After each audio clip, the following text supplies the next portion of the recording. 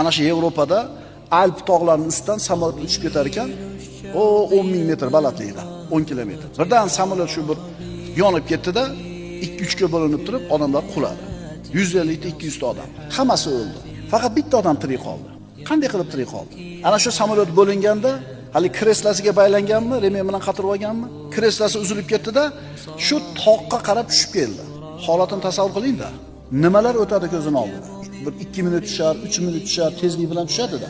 5-6 metr qalin yog'ib qo'ygan qorning ustiga tushdi hali kreslasi bilan. Haligi qor zarbani o'ziga oldida boyaga kreslaga baylangan odam tirik qoldi.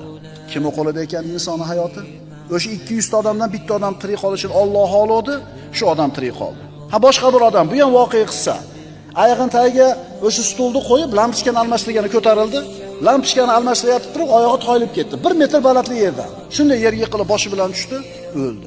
Bir odam 10.000 metrdan tushib tirik qolyapti. Bir odam 1 metrdan yiqilib nima bo'lyapti? Shuning uchun birodar, sen Allohga muhtojsan, sen faqirsan. Qanchalar buni tushunsang va qanchalar qalbingga mustahkam joylasang, Allohga intilayotganingni ko'rasan, rohatdaligini topasan o'zing.